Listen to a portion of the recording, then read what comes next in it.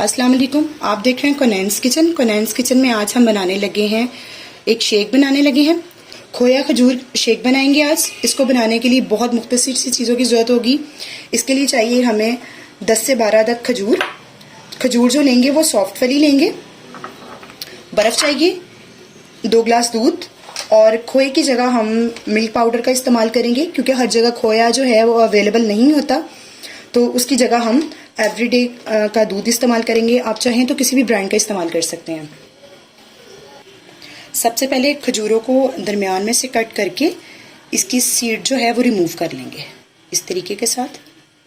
ये देखें, आप जब सॉफ्ट वाली खजूरें लेंगे तो बहुत आसानी से जो है उसका बीज, उसकी गुठली रिमूव हो जाएगी। ये देखें, इसी तरीके के साथ सब खजूरों की जो गुठली है वो रिमूव कर लेंगे। खोए की जगह हम लोगों ने एवरीडे मिल्क पाउडर इसलिए लिया है कि हर जगह खोया जो है वो नहीं मिलता। बहुत सी ऐसी जगह पे हमारी वीडियोस देखी जाती हैं, खोया आसानी से मुयस्सर नहीं होता, उसकी जगह हम यही इस्तेमाल करेंगे। इससे भी वही फ्लेवर आएगा और थिकनेस भी वैसी ही आएगी। खजूरें काफ़ी मीठी होती हैं, इसलिए मैंने चीनी का इस्तेमाल नहीं किया। अगर आप चाहें तो चीनी का इस्तेमाल कर सकते हैं। अब एक जग ले लेंगे, एक जूसर जग ले लेंगे, उसमें खजूरें डाल देंगे।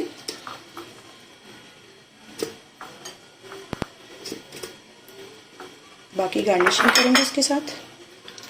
दूध डाल दूंगी, मेरे पास 2 गिलास दूध था। अगर आप चाहें चीनी का इस्तेमाल कर सकते हैं, लेकिन मैं नहीं करूंगी।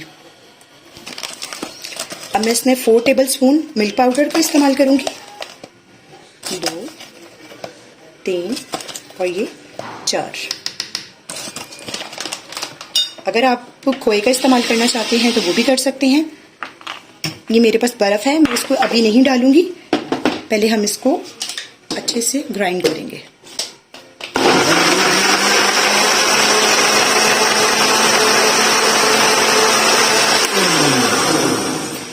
अब मैं इसमें, ये अच्छे से हो गया ग्राइंड, अब मैं इसमें बर्फ़ डाल दूंगी।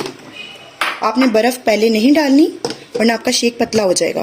दोबारा से इसको शेक करेंगे।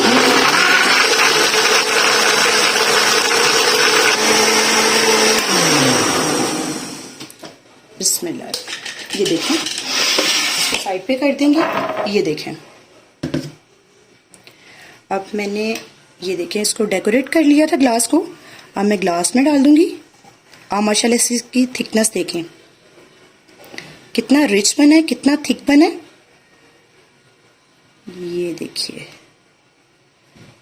आप इसकी लुक देखें, कितना अच्छा लग रहा है। ये देखें, माशाल्लाह से आप इसकी लुक देखें, बहुत मज़े का बना है, बहुत अच्छा बना है, बहुत प्यारी खुशबू भी आ रही है। ज़रूर बनाइएगा, मेरे तरीके से बनाइएगा, कोनैन किचन के तरीके से बनाइएगा।